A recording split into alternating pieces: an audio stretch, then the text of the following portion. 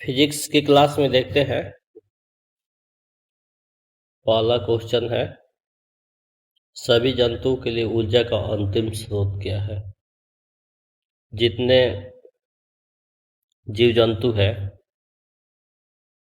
उनका ऊर्जा का मुख्य स्रोत बोलिए या अंतिम स्रोत बोलिए, वो सूर्य होता है। सौर पैनल का उपयोग कब होता है? सौर पैनल का उपयोग मुख्य ऊर्जा स्रोत के रूप में किया जाए। मेन एनर्जी का अगर सोर्स ढूंढना हो तो उस सिचुएशन में हम लोग सौर पैनल का यूज करते हैं। सीएनजी किसको कहते हैं? तो जो संपीड़ित प्राकृतिक गैस होती है उसी को सीएनजी बोलते हैं। नाभिकीय विखंडन में क्या होता है? तो नाभिकीय विखंडन में परमाणु नाभिक के दो भागों में टूटता है। परमाणु क्या होता है? नाभिक के दो पार्ट्स में डिवाइड होता है। वैश्विक ऊष्मण के लिए कौन उत्तरदायी है? वैश्विक ऊष्मण के लिए CO2 यानी कार्बन डाइऑक्साइड उत्तरदायी है। एक एचपी बराबर कितना होता है? एक एचपी बराबर 746 वाट होता है। हाइड्रो का मतलब क्या होता है? हाइड्रो का मतलब साइंस के भाषा में जल होता है।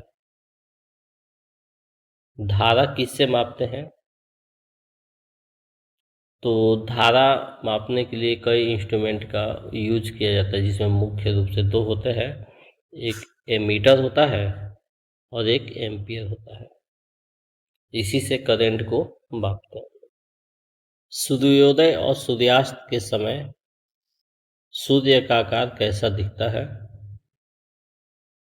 तो सनराइज हो या सनसेट हो, दोनों टाइम अगर हम ध्यान देंगे तो जो सूर्य का आकार होता है वो चपटा दिखता है। किस रंग का विचलन कम होता है? तो लाल कलर जो होता है, रेड कलर, उसका विचलन सबसे कम। प्रतिरोध का SI मात्रक क्या होता है? प्रतिरोध का SI मात्रक ओम होता है। सामान्य आहार श्रृंखला कैसे बनती है? एक जनरल जो फूड चेन होता है, आहार श्रृंखला, इसको बनाने के लिए क्या किया जाता है? तो ये सिंपल में क्या होता, घास होता है, उसको हिरण खाती है और हिरण को शेर खा जाता है या बाघ खा जाता है। ये हमारा फूड चेन का सिंपल एग्जाम्पल है, साधारण उदाहरण है। मस्तिष्क का सबसे बड़ा भाग क्या होता है? मस्तिष्क का सबसे बड़ा भाग सेरिब्रम होता है। इस तरह से ऑब्जेक्टिव क्वेश्चन को हम लोग देख लिए। आप सब्जेक्टिव क्वेश्चन को देखते हैं। सब्जेक्टिव क्वेश्चन में हमारा क्वेश्चन है फ्यूल। What is fuel? ईंधन क्या है? ईंधन को सिंपल भाषा में हम लोग समझ सकते हैं कि जिन पदार्थों को जलने के पश्चात हम लोग ऊष्मा प्रदान होता है, मतलब ऊष्मा को लेते हैं, उसी को ईंधन बोलते हैं। चाहे वो कोई भी पदार्थ हो सकता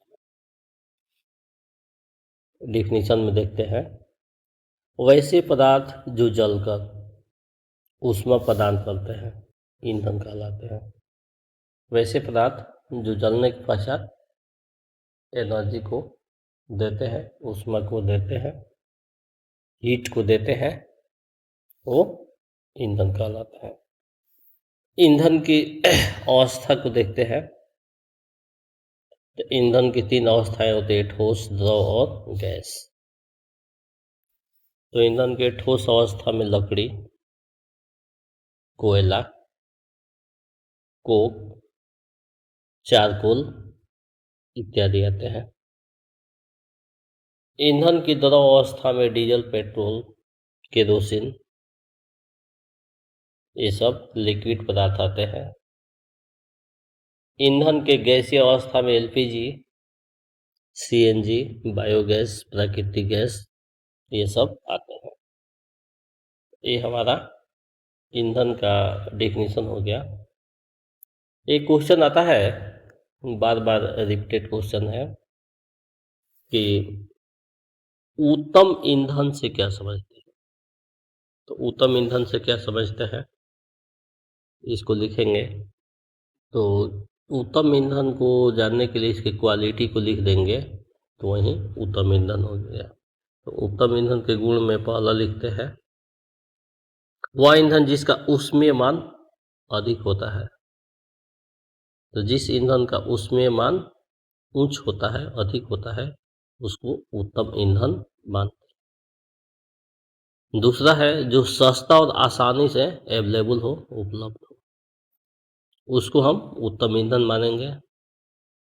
तीसरा है जिसकी प्रज्वलन ताप की प्राप्ति हो सके, यानी वैसा ईंधन जिसको का प्रज्वलन ताप न्यूनतम होता है, कम होता है, आसानी से प्राप्त हो जाता है, वो उत्तम ईंधन होता है।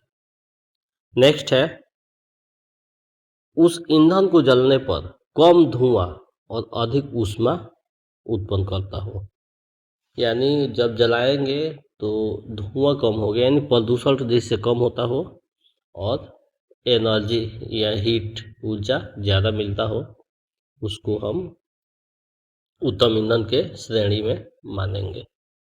इस प्रकार से आज के छोटे से क्लास में हम लोग देखे, पढ़े, समझे।